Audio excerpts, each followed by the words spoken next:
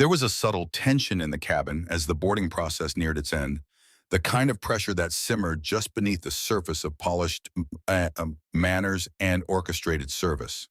Elijah Brooks had chosen seat 2A intentionally, first-class window, ample leg room near the front of the cabin so he could work in peace.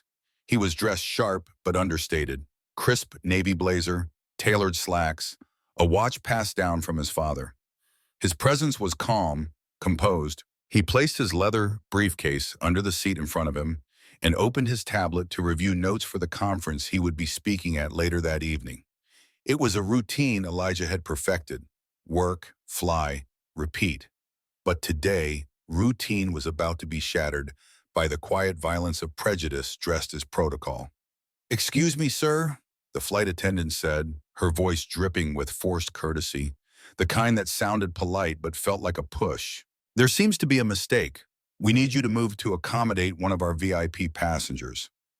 Her name tag read Rebecca, her blonde hair pulled tight into a regulation-perfect bun. She smiled, but it wasn't the kind of smile that met the eyes. "This seat is typically reserved for our Platinum Elite members only," she added, her tone soft but unmistakably condescending. Elijah looked up slowly, confused. "I am a Platinum Elite member," he replied, reaching into his wallet and producing the card with a calm that bordered on weary. "And this is my assigned seat."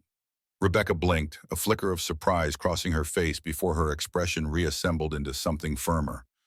Less customer service, more subtle assertion of power. "I understand, sir," she said, her smile tightening, "but this particular seat is usually reserved for one of our regular elite flyers. Miss Langley flies with them every week on this route. She's used to having 2A. Behind her stood a tall, thin woman in a designer pantsuit, tapping a sleek handbag against her hip with practiced impatience. Her hair was platinum, her skin unbothered, her expression bordering on offense.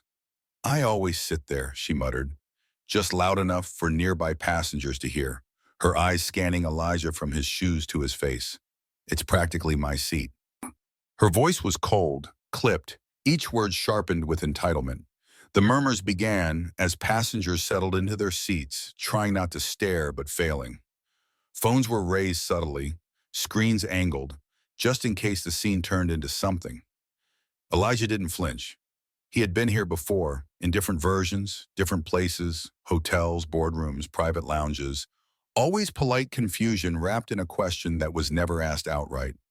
"Are you sure you belong here?" "I booked early, paid in full, arrived on time," Elijah said evenly, his voice like still water, controlled but deep. "This seat is mine." Rebecca hesitated. For the second, there was a flicker of something that looked like doubt in her eyes. But then she turned toward Miss Langley and said, "Let me just check with my supervisor." Miss Langley, Valerie Langley as it turned out, rolled her eyes. "Honestly," she said to no one in particular, "this kind of thing never used to happen. First class used to mean something." Elijah's jaw clenched, barely. He said nothing, but his silence rang louder than any outburst ever could. It was the restraint of someone used to being questioned, used to being told he was the exception, never the rule, used to doing everything right, only to be told, politely, that it still wasn't enough. When the cabin supervisor arrived, a man named Colin, his demeanor stiff, his tone thinly veiled superiority, he addressed Elijah like a customer service issue, not a human being. "Sir," he said with performative patience, "we're asking if you'd be willing to move to another first-class seat so that Miss Langley can have her preferred location. We want everyone to be comfortable." "I am comfortable," Elijah replied without raising his voice. "This is my seat, and I'd like to remain here." Colin's smile faltered. Around them, the cabin was no longer quietly curious. It was charged, restless. The tension had turned tangible, thick as humidity. Valerie huffed again, louder this time. "He doesn't even look like someone who flies in 2A. And there it was. The air left the cabin. No one said anything, but many heard it. Rebecca shifted uncomfortably. Colin turned slightly toward Valerie, then back to Elijah. Elijah leaned back, exhaled slowly, and closed his tablet. "If I may," he said, folding his hands gently, "I've been flying this route for 6 years. I chose 2A because of the legroom and the lighting. It helps me prepare my keynote. I'm speaking tonight at the Global Conference on Ethics in Artificial Intelligence. And I also happen to be the founder of the company that created the customer service algorithm your airline is currently piloting. His voice never changed. It was calm, controlled, truthful. Rebecca blinked again. Colin paled. Elijah continued, his voice soft but unyielding. You may not have recognized me. That's fine. But what's not fine is that none of you questioned Miss Langley's entitlement to this seat. You questioned mine. He looked at them, not with anger, but with clarity, the kind that cuts deeper. Around the cabin, passengers looked away, their shame reflected in the polished tray tables and stainless steel. I'm not moving, Elijah said, with the finality of someone who had learned long ago that his dignity wasn't negotiable. What the crew didn't realize, what they couldn't begin to fathom as they stood smug and certain over the man they tried to belittle, was that the passenger they just humiliated in front of an entire cabin was no ordinary flyer. He wasn't just a name on a manifest or a seat assignment to be shuffled like luggage. Elijah Brooks, the quiet man in seat 2A, was the founder and CEO of Parallax Systems, a revolutionary $2.8 billion tech company that had changed the very nature of how corporations handle customer service. The irony was searing. Parallax had become a global leader in identifying and eliminating bias, the very kind of bias now being weaponized against its founder on a flight ironically known for its luxury, its exclusivity, its premium experience. The company Elijah built from the cracked floorboards of a one-bedroom apartment was now reshaping industries, from hospitality to healthcare to aviation. And now, unknowingly, Skylux Airlines had turned their hopes of salvation against themselves, choosing to publicly shame the man they desperately needed. Because behind all the crisp uniforms and hollow smiles, Skylux was in trouble, deep trouble. Their customer service ratings were plummeting, their tech was a decade behind, and they were weeks into confidential negotiations with Parallax Systems, Elijah's company, for a $50 million transformation contract that would overhaul their entire passenger experience. The very software they were courting would have trained staff to avoid the exact discrimination now unfolding on that plane. And they didn't even recognize the man they were trying to erase. Elijah hadn't revealed who he was. He didn't need to. He had never led with status. He believed in showing up with humility, not bravado. But when he was forced off that flight, phone still recording, briefcase clutched with silent dignity, it wasn't just his person they had mishandled.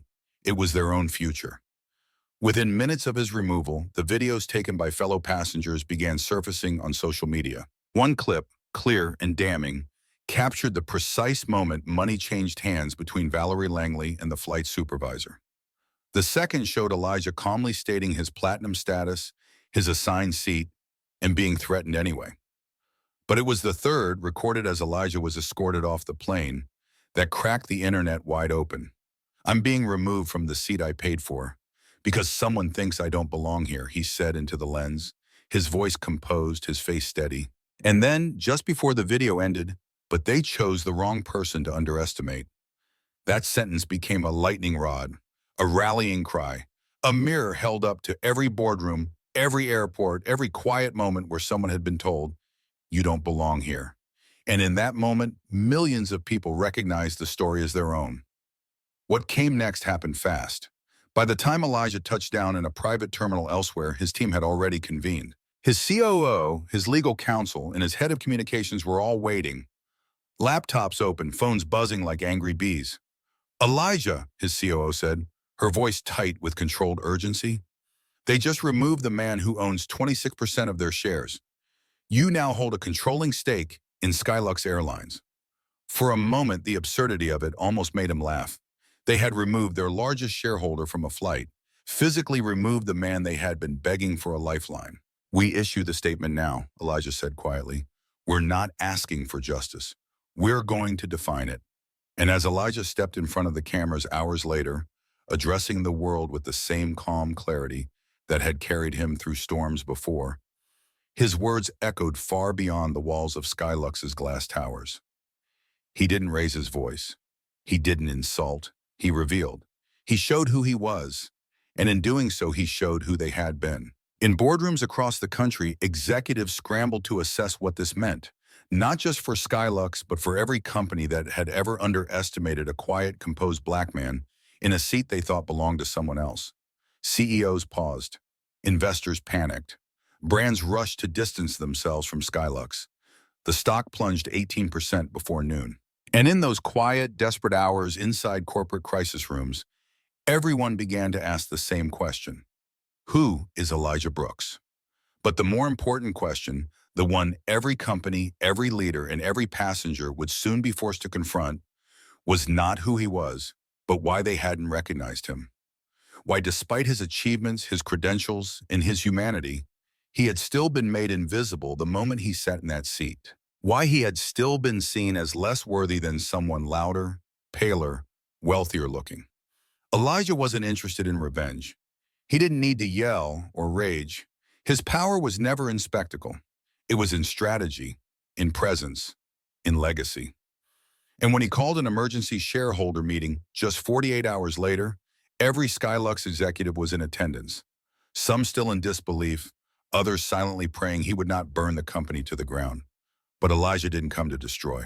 He came to rebuild with conditions, real ones, measurable ones.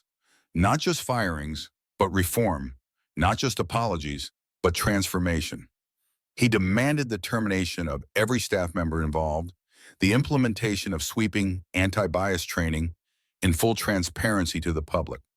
He suspended all Skylux flights for 48 hours so every employee, from CEO to janitor, could complete an immersive training program designed by his own team. It was an unprecedented move, bold, expensive, disruptive, and it sent a message that echoed through the airline industry and beyond. Dignity is not optional, humanity is not negotiable, and justice does not wear a uniform. It walks in truth. So now I ask you, the one listening to this story, watching it unfold in your feed, maybe nodding quietly to yourself, have you ever been underestimated? Have you ever done everything right and still been told you don't belong? Because this story isn't just about Elijah Brooks. It's about every person who's ever been seen as a mistake in a place they earned. Every person who's ever had to prove over and over that they deserve what they've already paid for. And if you believe in holding the powerful accountable, in lifting the unseen into the light, then share this story. Tell it. Carry it. Because justice didn't just walk off that plane quietly. It walked off with a plan and a purpose and a name. Elijah Brooks. Remember it, because they'll never forget it again. The injustice might have ended quietly, brushed aside like so many others, if not for the small group of strangers who refused to look away. As Elijah Brooks stood in the aisle of Flight 227, flanked by two uniformed security officers, and being asked yet again to comply for the sake of the airline's comfort, passengers all around began recording. Not because they were nosy, but because something in the air told them what they were witnessing mattered. There was a crackle of disbelief, a collective awareness that something insidious was taking place in plain sight. In the hush of that first-class cabin, the tap of phone cameras clicking on was the only protest they could offer. Elijah hadn't raised his voice once. He hadn't threatened, argued, or demanded. He had simply insisted on sitting in the seat he had paid for, seat 2A, booked weeks in advance, platinum status verified, boarding pass scanned. But he didn't look the part, and to some that alone was disqualifying. What the flight crew didn't realize was that every unjust word, every bribe passed like folded shame from hand to hand, every barely concealed sneer, was being documented in crystal clarity. But it wasn't just the injustice that gripped people, it was Elijah's dignity in the face of it.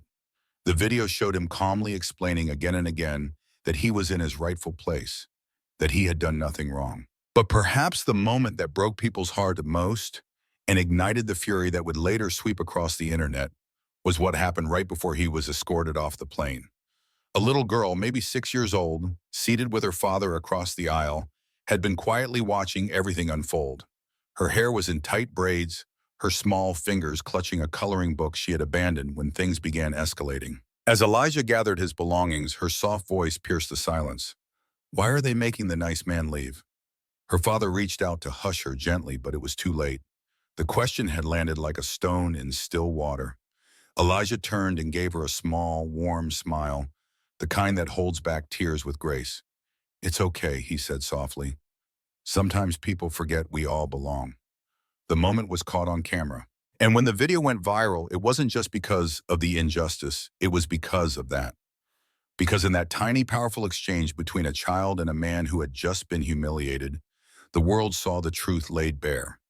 This wasn't about seating preferences or company policy. It was about something deeper, more dangerous. It was about the quiet, persistent way Black dignity is questioned, tested, and displaced, even in spaces it has earned the right to occupy. By the time Elijah stepped off the plane, his phone was already buzzing with alerts. Someone had tagged him in a video, then another, and another. Before his private driver even arrived at the airport, his face was on Twitter, Instagram, and TikTok. Man kicked off first-class seat for not looking the part. Black CEO humiliated mid-flight while entitled passenger pays off staff. They didn't know who they were messing with. The hashtags multiplied by the minute. Justice for Elijah, Seat 2A, He Belongs. Celebrities shared it. Journalists requested statements. Influencers, activists, even business executives posted side-by-side comparisons of Elijah's grace and the crew's blatant discrimination. But the most powerful post came from the man who had recorded the little girl's question. He captioned the video. "My daughter asked why they made the kind man leave. I didn't have an answer, but maybe now the world will." When that video alone racked up 22 million views in 36 hours, major media outlets covered the incident. Civil rights leaders commented on it. And everywhere people were asking, who is this man? And why did they treat him like he didn't belong? As the story gained traction, reporters dug into who Elijah really was, not just a well-dressed traveler with poised presence, but the founder and CEO of Parallax Systems, a leader in ethical AI. The same man whose technology had helped countless companies rework their customer service frameworks to identify and eliminate bias. He was, in many ways, an architect of fairness.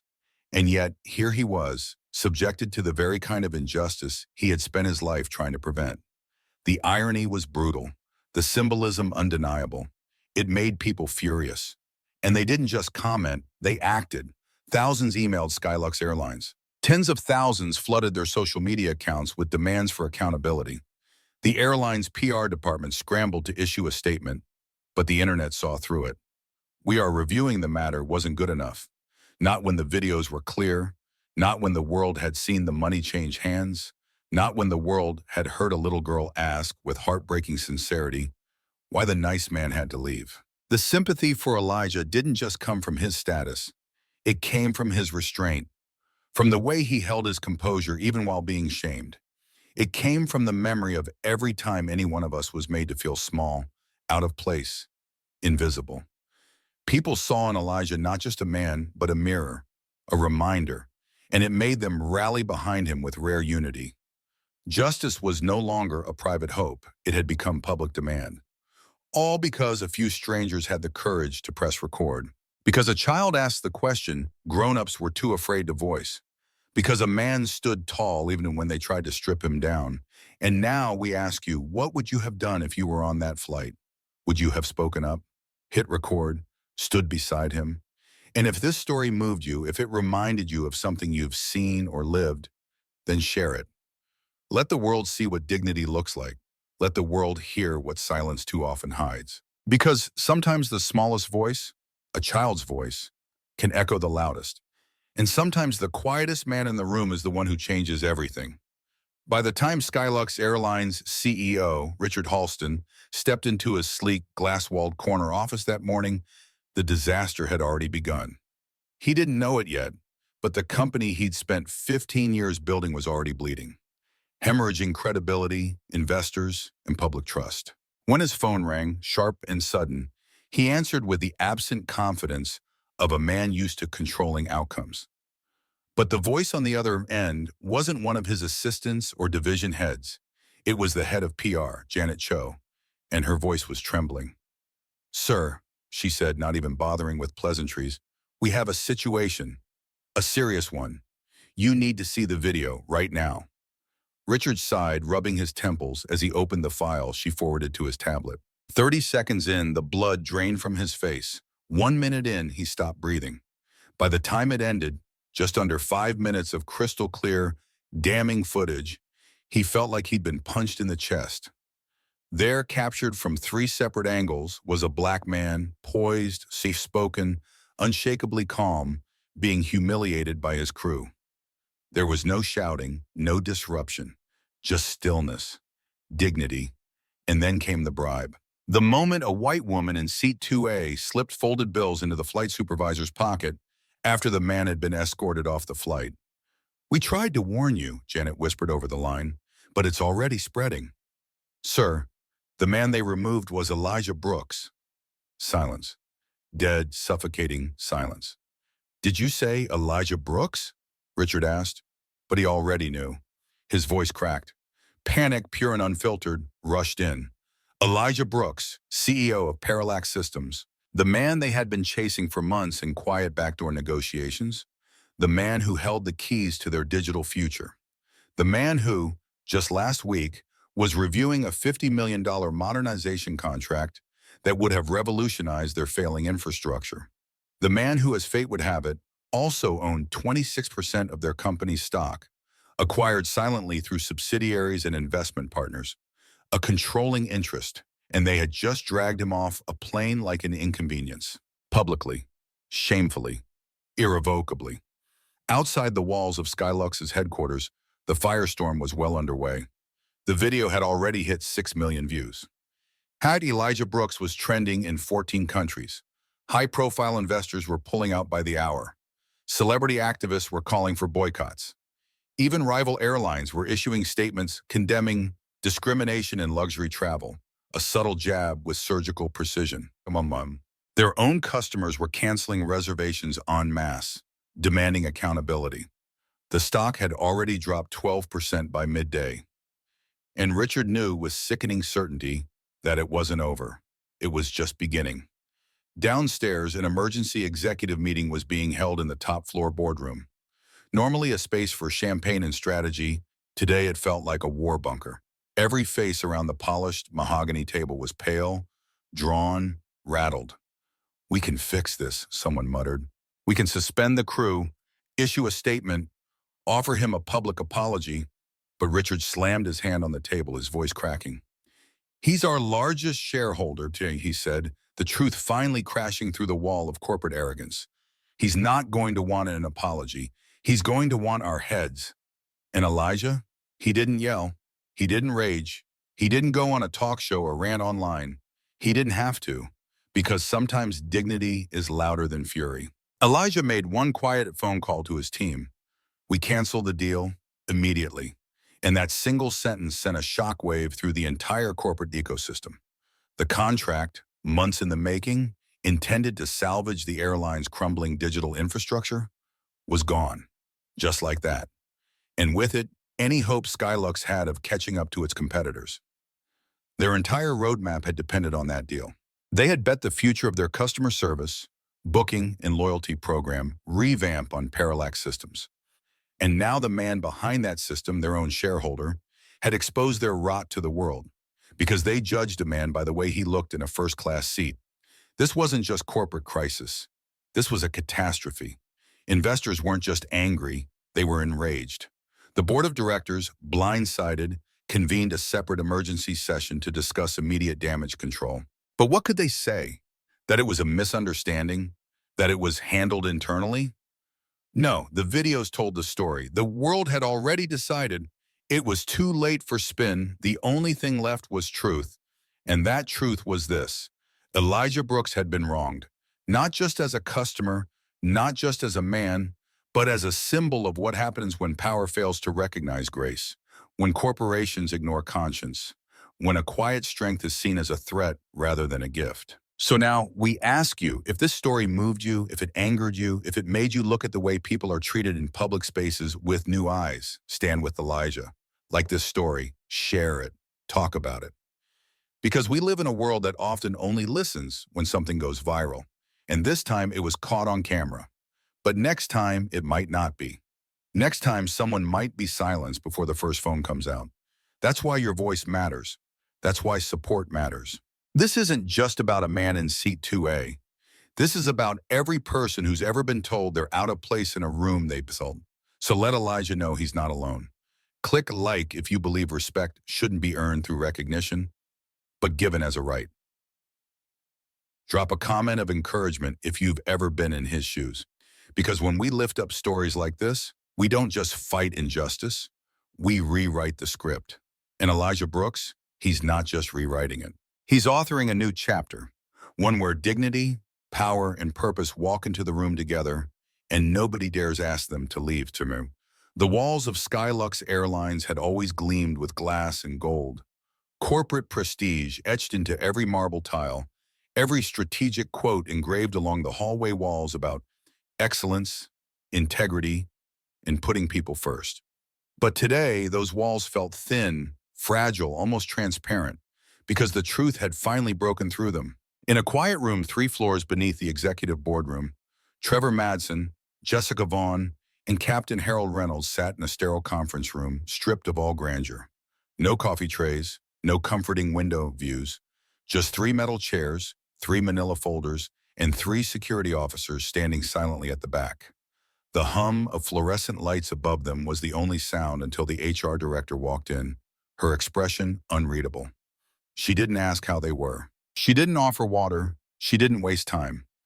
"I'll be direct," she said, placing the folders on the table with a weight that was more than physical. "Your employment with Skylux Airlines is terminated, effective immediately." And just like that, the illusion of control, of status, of power, of untouchable seniority shattered like glass. Trevor's jaw dropped. Jessica gasped, and the captain, once so sure of his command, simply slumped. The room didn't spin, but their futures did. In that moment, every smug glance, every careless assumption, every "he doesn't belong here" snapped into focus. And what had seemed like a minor inconvenience, an entitled woman's request and the crew's complicit compliance, had become their professional undoing. Trevor was the first to protest. "We were following standard procedure," he blurted, his voice rising in volume but shrinking in credibility. "That man was being disruptive. He refused to cooperate. We had to maintain order." But the HR director calmly opened the folder before her and pressed play on a video. The room filled with the sound of Elijah Brooks's steady, respectful voice. "I'm sitting in my assigned seat. I have platinum status. I'm not moving." Then came the moment, clearly captured, when Karen Whitfield slipped a folded bill into Trevor's pocket and whispered, "Thank you for handling that. First class should have standards." The silence that followed was suffocating. Jessica covered her mouth, shaking. Trevor's face drained of color. Captain Reynolds bowed his head, realizing that his passivity, his silence while injustice unfolded, was just as loud as complicity. "You didn't follow procedure," the HR director said, her voice firm but not cruel. "You followed prejudice. You followed money. You followed fear. And in doing so, you violated not only company policy, but the dignity of a man who had done nothing wrong." And then she said the words that landed like a thunderclap. "You didn't just remove a passenger. You removed our largest shareholder. You removed the CEO of the company that was about to invest $50 million into saving this airline. You removed Elijah Brooks." That name hit them harder than any punishment could have. It was the moment they realized the gravity of what they'd done. Jessica sobbed openly now, tears streaming down her face. "I knew it was wrong," she whispered. I knew it. I was scared of losing my job." The irony struck like lightning. In choosing to stay silent, she had sealed the very outcome she had feared. Captain Reynolds looked like he had aged 10 years in the past 10 minutes. "I trusted my crew," he mumbled, "but I didn't act." And now, he didn't finish the sentence. He didn't need to. Security escorted them out, not roughly, but with the same quiet firmness Elijah had carried when he was forced to leave that plane. The symmetry was poetic. Every step they took through the terminal, eyes turning, whispers rising, was a mirror of the shame Elijah had endured. Except now, the shame was justified. Back in the boardroom, Elijah Brooks stood at the head of a long table, his posture regal, his voice unwavering. He wasn't there to gloat. He was there to set a standard. "I don't want apologies," he told the board, the executives, the CEO who had gone ghost white. I want accountability. He didn't ask for the terminations. He demanded them. And not out of vengeance, but because a line had been crossed. A line that, for too long, too many had danced on without consequence. This isn't about punishing three people, Elijah said. It's about drawing a boundary that should never have been blurred in the first place, or Jim. The boardroom was silent. Nobody dared to push back. They knew the world was watching. Investors, partners, the public. And now you, yes, you listening to this story. Because by now you've felt it too, haven't you? That knot in your chest when dignity is dismissed. That burn behind your eyes when someone is made small for daring to be seen. You know what Elijah felt. Maybe you've lived it, or maybe you've witnessed it and wondered if you should have said more, done more.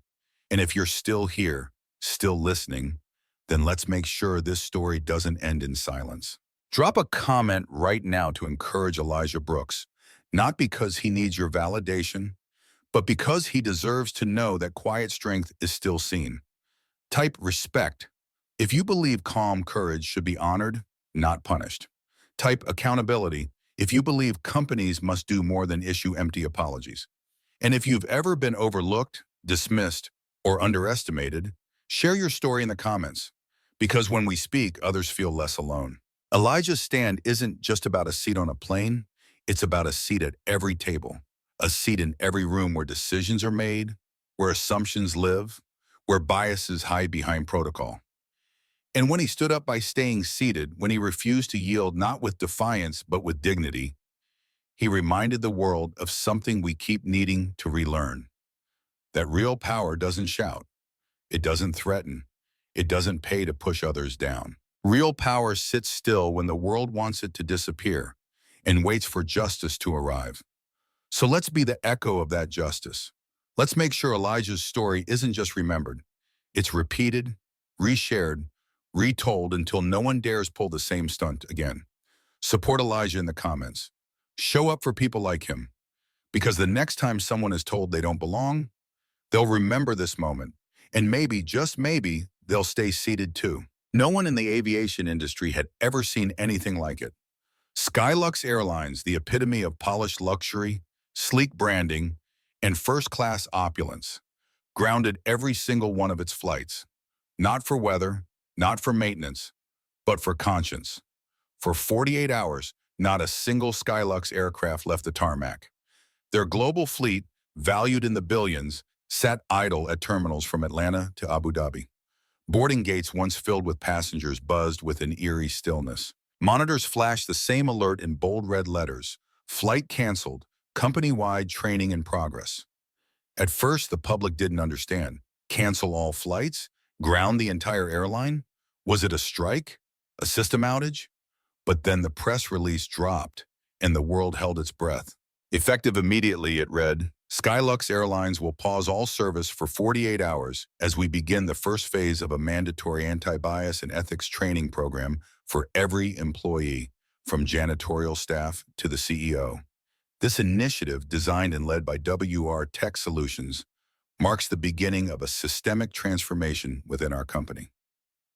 And just like that, the world knew this wasn't damage control, it was revolution. Because when Marcus Richardson walked into that boardroom days earlier, still wearing the same bead he'd been removed in, still carrying the quiet strength that had defined him through humiliation, he didn't come to tear the company down. He came to rebuild it, not with vengeance, but with vision. And that vision wasn't about a PR stunt or a temporary image cleanse.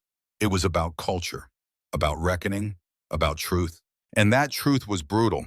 Skylux, like so many companies, had allowed systemic bias to fester behind closed doors, hidden under polished customer service scripts and elite tier smiles.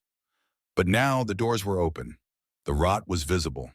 And Marcus, the very man they tried to discard, was about to turn their greatest mistake into their greatest chance for redemption. The training wasn't optional. It wasn't surface level. It wasn't check-the-box corporate compliance. It was real, raw, uncomfortable by design. Every employee, from flight attendants to finance executives, sat in rooms with no titles, no uniforms, no ranks. Just humans, confronting what they didn't want to admit lived inside them. WR Tech Solutions had developed immersive simulations using real-world scenarios, emotion tracking AI, and human facilitators trained in trauma-informed education. Participants were asked questions that didn't allow them to hide.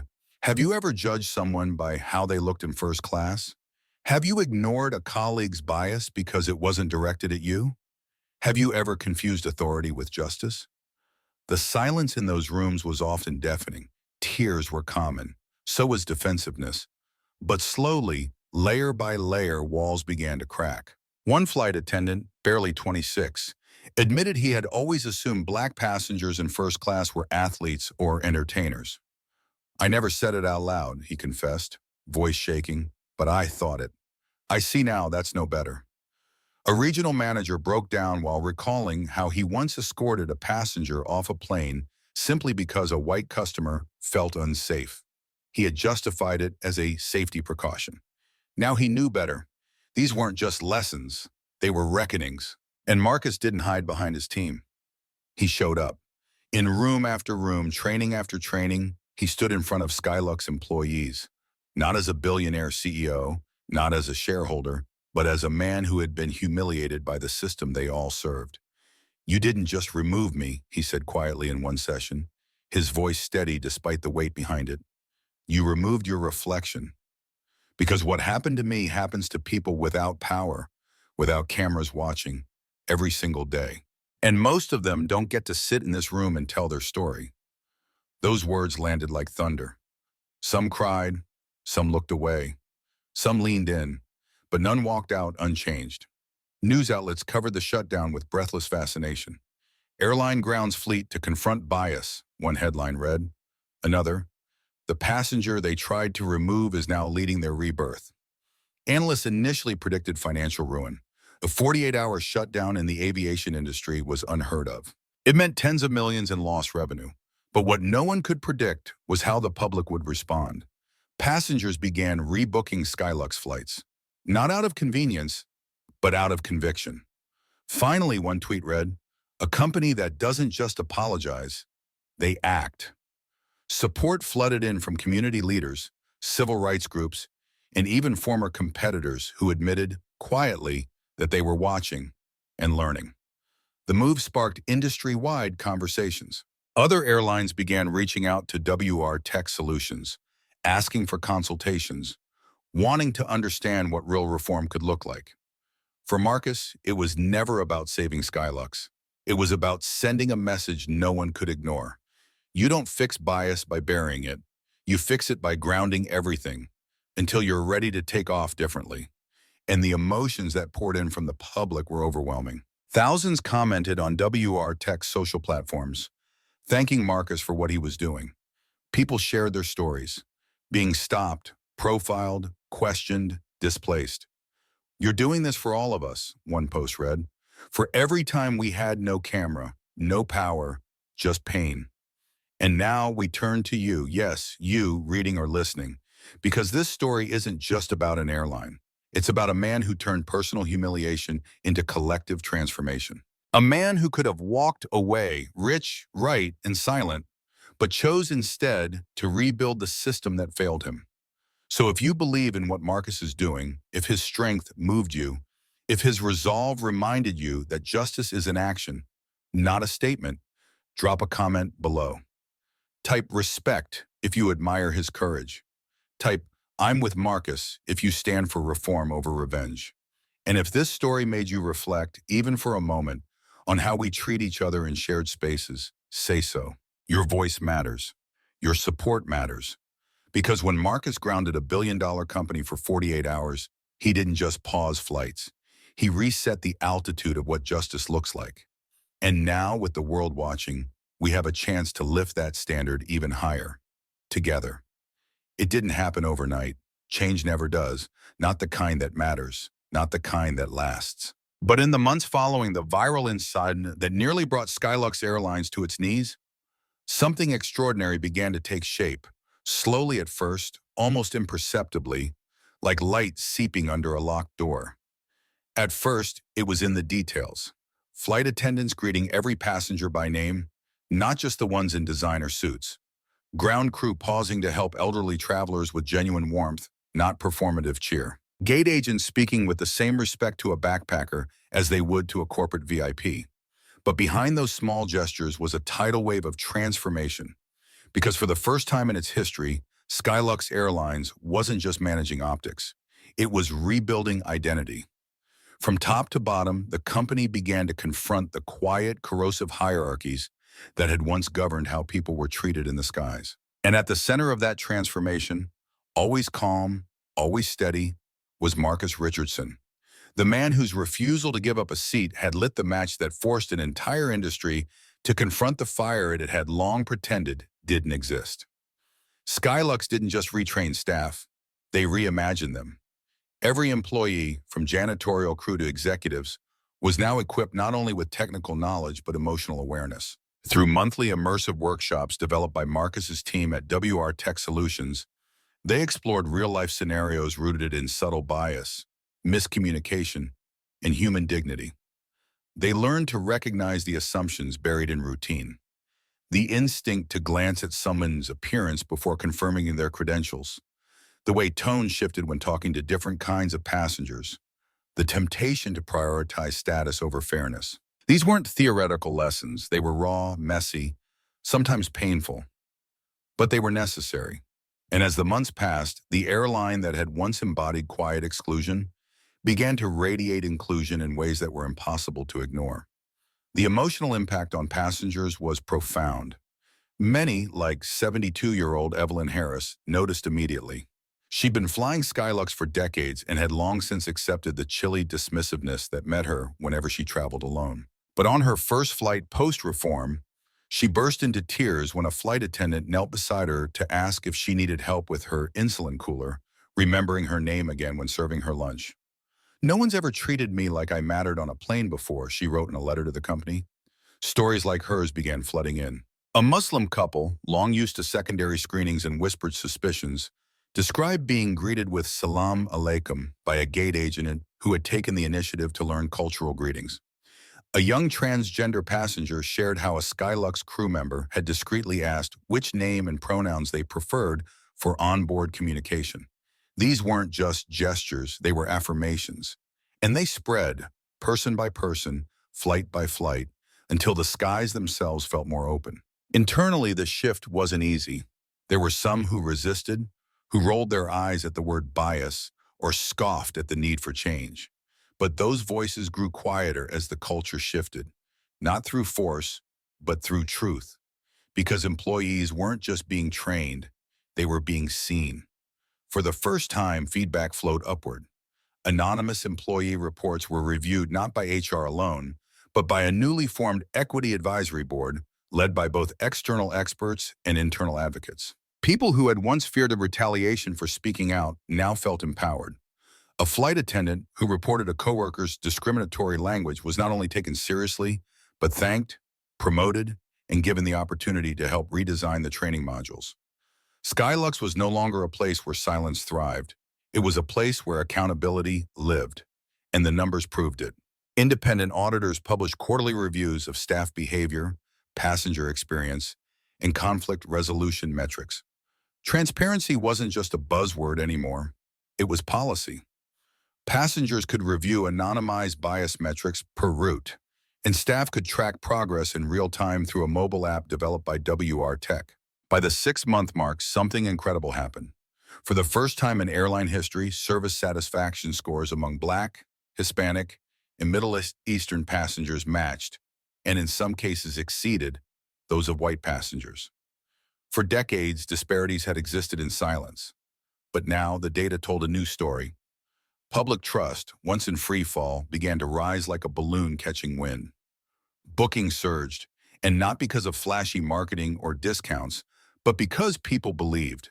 "I fly with Skylux now," one viral TikTok user said, "because when I walk on the plane, I don't feel like a problem waiting to happen. I feel like a passenger." The sentiment echoed across social media. What was once a scandal had become a standard. Other airlines took note, quietly at first, requests for consultation, behind-the-scenes meetings with Marcus's team, but soon openly. Competing carriers began publicizing their own reform efforts, citing Skylux as the model. For the first time, equity became a competitive edge in an industry that had long operated on hierarchy. But none of this came easy, and Marcus never pretended it did. In a company-wide video message, he addressed employees with quiet honesty. "We didn't get here because of one mistake," he said. "We got here because of 1,000 moments where we let bias speak louder than fairness. But we changed that the same way, one moment at a time, one act of dignity at a time." Oh, his message was simple, but powerful. This isn't about perfection. It's about presence.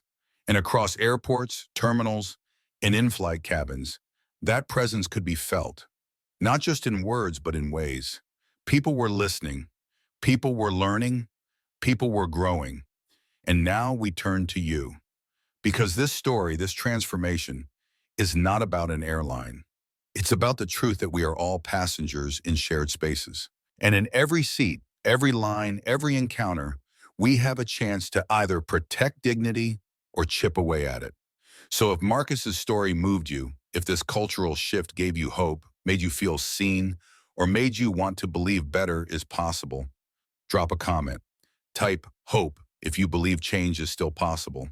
Type "I fly with dignity" if you've ever felt overlooked but are standing tall now.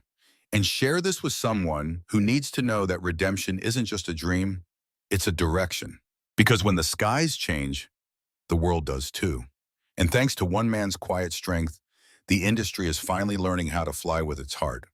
The world watched Marcus Richardson rise with grace, but few understood the weight he carried with each step. After enduring public humiliation on a Skylux flight, after being stripped of his seat, his dignity, his voice, he hadn't chosen vengeance.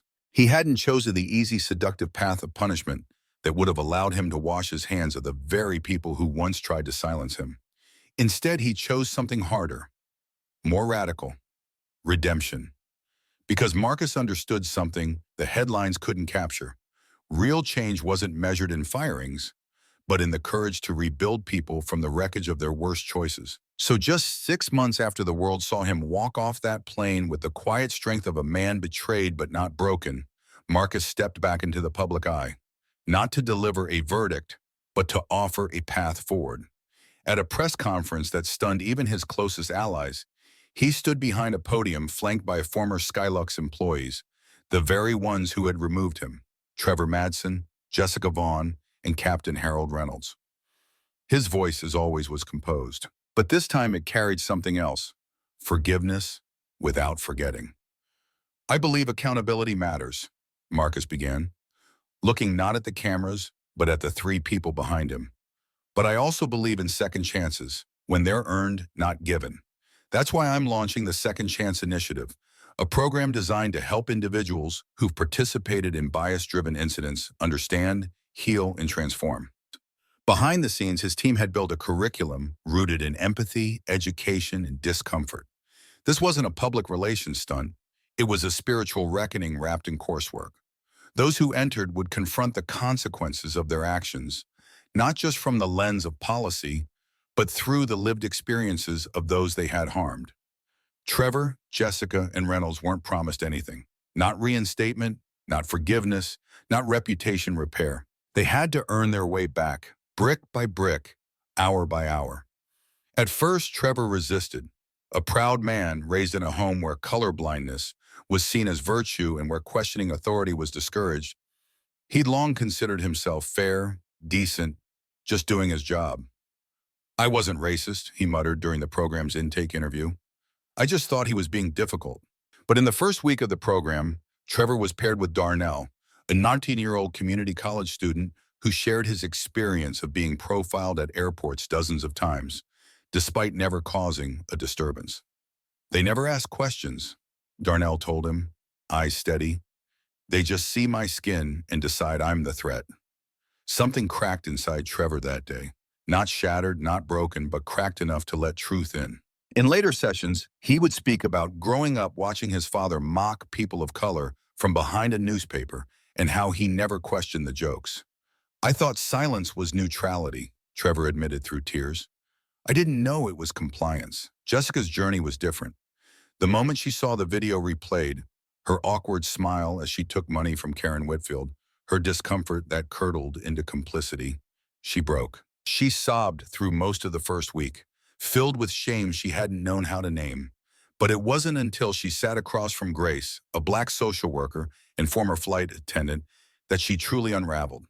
Grace described being constantly passed over for promotions, always assigned to the back cabin, repeatedly asked by white passengers, "Are you new?" despite having flown for 10 years. When I saw that video, Grace said, I saw myself. I saw all the times I bit my tongue. And I saw someone like me being told again that we don't belong. Jessica couldn't stop shaking.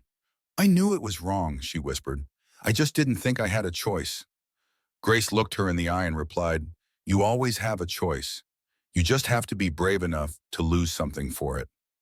Captain Reynolds, the oldest of the three, was perhaps the most deeply affected. A pilot for over 30 years, he had survived storms, mid-air emergencies, and loss. But nothing had prepared him for what it meant to confront the realization that his silence had helped destroy a man's dignity. He sat through every workshop with military posture, never speaking much, until one day he shared a memory. A black Navy officer had once saved his life in a training accident, but no one had acknowledged the man afterward. He died 3 years later in obscurity, Reynolds said, voice trembling. I never thanked him. I never stood up for anyone like him again, until now. The weight of that confession reverberated through the room like a heartbeat. And from that day on, the captain began to speak. To teach, he became one of the most valuable contributors to the program, offering insight to younger employees about what authority should mean and what it must never become. The program lasted 16 weeks. Each participant had to present a final project, a plan for repairing harm, not to Marcus, but to the countless people who had gone unnamed. Trevor began mentoring at-risk youth seeking careers in aviation. Jessica joined a nonprofit supporting flight attendants from underrepresented communities. Reynolds, who knew he would never fly again, volunteered to teach ethics and crisis management at a small aviation college, sharing his story as a cautionary tale and a lesson in humility. At their graduation, Marcus showed up. He didn't give a speech. He just hugged each one of them, quiet, full of grace. And in that moment, something beautiful happened. Redemption was no longer theoretical. It was alive. The public response was overwhelming. Thousands wrote in praising Marcus's courage, not just for withstanding injustice, but for guiding others through their own darkness. Survivors of discrimination spoke of how healing it was to see the people who harmed someone like them held accountable and offered a path to do better. You didn't just rise, one woman tweeted. You pulled others up with you. Marcus's inbox filled with letters. One from a 14-year-old boy read, Mr. Richardson, I saw what they did to you, and I saw what you did after. I want to be like that when I grow up. And now to you, yes, you, the listener, the reader, the witness to this story. If this journey moved you, say something. Drop a comment to encourage Marcus. Type growth if you believe people can learn from failure. Type I see you if you believe in lifting up those who rise with grace. And if you've ever been on either side, if you've felt the sting of bestaz or the shame of realizing your own, share your story. Because Marcus didn't just build a program, he built a mirror. And in that reflection, he gave the world a choice. Remain divided by fear or grow together toward justice. It would have been easy, expected even, for Marcus Richardson to walk away after the dust settled, after Trevor, Jessica, and Captain Reynolds were fired, after Skylux's CEO publicly apologized, after the videos went viral and the world rallied around the injustice of it all. Most people would have taken the win, issued a bold statement, and moved on. But Marcus didn't come this far to settle for symbolism, because what happened to him on that plane wasn't just about 3 people making a bad call. It wasn't just about one seat or one flight. It was about something deeper, a sickness buried beneath the shine of professionalism, hierarchy, and luxury. And Marcus knew that unless the disease was treated at its root, it would keep happening. To others, to people without cameras, to people without platforms. So he didn't just hold a press conference. He held a mirror up to an entire industry. The moment that changed everything came not in a boardroom, but in a closed-door meeting with Skylux's executive leadership. They expected demands, further firings, public contrition, maybe a financial settlement. Instead, Marcus walked in with binders, spreadsheets, case studies, and a whiteboard. His message? "This isn't about me," he said. "This is about the systems you've allowed to define who gets dignity and who doesn't." The executive stared, confused. He continued, flipping through slides that showed glaring patterns. Data revealing higher incident reports for Black and brown passengers, unequal upgrades, disproportionate removals from flights, coded language used in complaint logs. "It's not about who made the call," Marcus said. "It's about how you trained them to believe it was the right one." And the silence in that room was deafening, because no one, not even Skylux's top brass, could argue with the numbers. This wasn't about bad apples. This was about the orchard. And that's when Marcus made his real demand. Systemic transformation.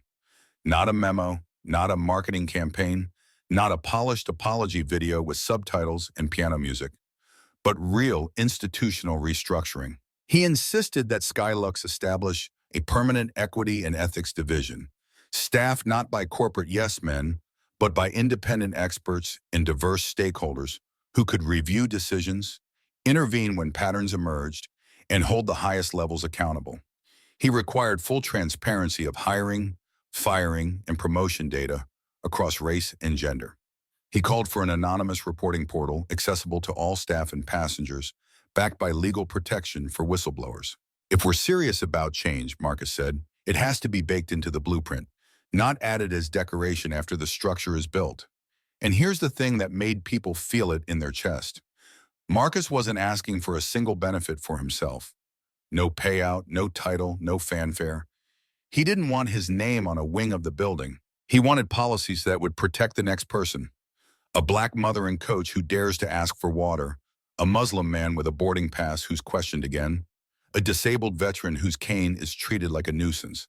He wanted every single employee, from gate agents to senior vice presidents, to know that bias wouldn't be rewarded, excused, or ignored ever again. It was bold, risky, expensive. And yet, it was the only thing that could save Skylux, not from Marcus, but from itself. When news of Marcus's demands broke, reactions were electric. Some hailed him as a visionary. Others said he was going too far. "The airline apologized," they said. Isn't that enough? But survivors of similar injustices knew better. They flooded social media with stories that mirrored his. "I was made to show my ID twice while the man next to me wasn't. I was pulled off a flight with my son for causing discomfort by existing." The comments were endless, painful, real. Marcus's experience was no longer isolated. It was illuminated, and it forced an entire industry to stop pretending. So Skylux did something no one thought they would. They agreed. Every demand, every policy, every layer of systemic review, not because they were noble, but because they saw the writing on the wall, and Marcus was the one holding the chalk. The effects were immediate. Airlines across the country began reviewing their own practices. Industry watchdogs released reports detailing long-standing disparities. Federal agencies issued new guidelines. Change was rippling outward from the very seat they tried to remove Marcus from. And that's when people understood. This wasn't a story about a seat. It was a story about structure, about who gets to feel safe in public space, about who gets the benefit of the doubt, about who gets to stay and who's asked to leave. But Marcus, he didn't rest. He went to work building WR Tech's ethical travel framework, a public toolkit for any airline, hotel, or transportation company looking to root out bias before it harms. He offered it free to smaller carriers. He spoke on university campuses, in union halls, on global tech panels. "Bias doesn't live in the worst people," he said in one keynote. "It lives in the unexamined routines of good ones." His words moved crowds. But it wasn't the eloquence that stuck. It was the example. Because Marcus never once raised his voice. He never once sought revenge. And yet, he shook the sky. So now, to you, yes, you, reading or listening, if this story reached something in your soul, stand with Marcus. Not just because he was right, not just because he stood tall while being dragged low, but because he didn't stop at personal justice. He fought for structural repair. If you've ever been silenced, if you've ever seen injustice and felt powerless, this story is a reminder that one moment, one choice, can bend the arc of an entire institution. Drop a comment to encourage Marcus. Type systemic change. If you believe we need more than apologies, we need accountability that rebuilds. Type I stand with Marcus.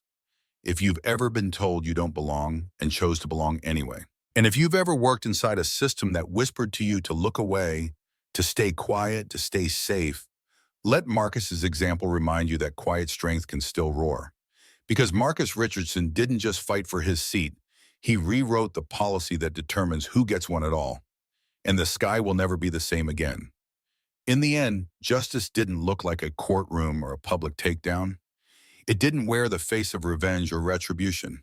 It looked like a quiet man in a dark blue suit standing at the front of a room full of airline employees, people who had once worked for a company that nearly destroyed his dignity, smiling, nodding, and saying, "Thank you for being part of this change." Marcus Richardson didn't burn Skylux Airlines to the ground, even though he had every right to. Instead, he planted something that grew. In the 6 months following the flight that should have shattered him, Skylux became a different airline altogether, one rooted in empathy, accountability, and awareness. Employees didn't just memorize policies, they understood people. New hires were trained not just in logistics, but in listening. Diversity was no longer just a numbers game, it was a mindset, a mission. Passengers began to notice the difference.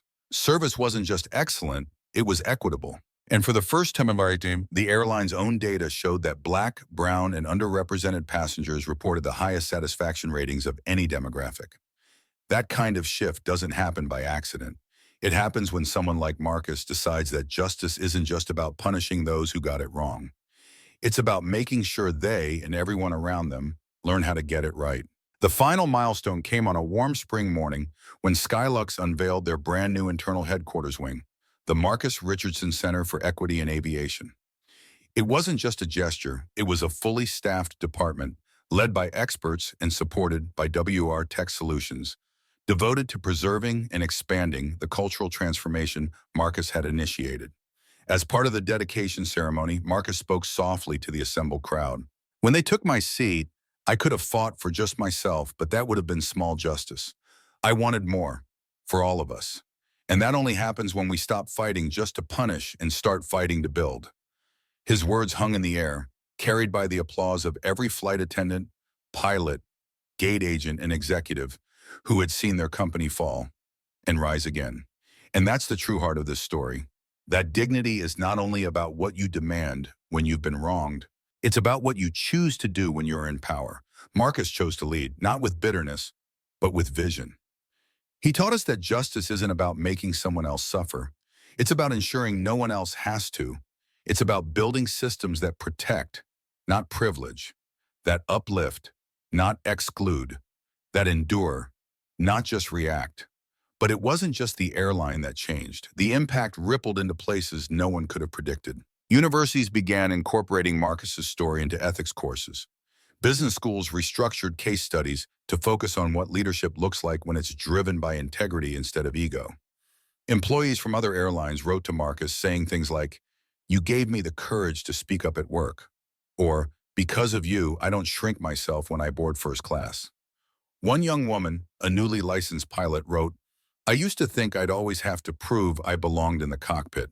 Now I know, because of you, I belong there as I am." And even those who had once stood on the other side of Marcus's pain found new purpose. Trevor, Jessica, and Captain Reynolds, all of whom had been removed from their positions, completed the Second Chance program and went on to use their stories to teach others. Trevor now speaks at leadership seminars about unconscious bias. Jessica became a lead recruiter for a regional airline with a focus on inclusivity. Captain Reynolds, long since retired from flying, teaches aviation ethics to cadets with a humility that can only come from lived experience. They are proof that accountability isn't the end. It's the beginning of real change. So what can we learn from this? What does this story mean for you, wherever you are, however you're listening? It means that when you witness injustice, you don't have to respond with rage. You can respond with resolve. You can stand tall without shouting. You can build instead of burn. And you can lead with your character, not your pride. It means that systems don't change with apologies. They change with action, with structure, with the courage to say, this won't happen again, not on my watch. It means that if you've been wronged, you are not powerless. Your pain might one day become someone else's protection. Your story could rewrite the rules, not just for you, but for everyone who comes after you. And finally, it means that justice, real justice, is not a moment. It's a movement. One that starts small but expands with every person brave enough to speak, to listen, and to choose progress over punishment. So if Marcus's story moved you, if you felt his dignity, his clarity, his quiet power, let him know. Drop a comment to encourage him. Type, "Dignity wins" if you believe character can change culture. Type, "I stand with Marcus" if you've ever been judged, excluded, or underestimated, and found strength anyway. And if you're someone working in a flawed system, let this be your spark. You don't need a title to lead change. You just need courage and consistency. Like this story if it inspired you. Comment to support Marcus and others like him. And subscribe to the channel so you never miss another story like this. Stories that remind us that leadership can be quiet, justice can be graceful, and change begins with one person refusing to be moved from what's right. Because in the end, Marcus didn't just reclaim his seat, he redefined what it means to take a stand. And now it's your turn.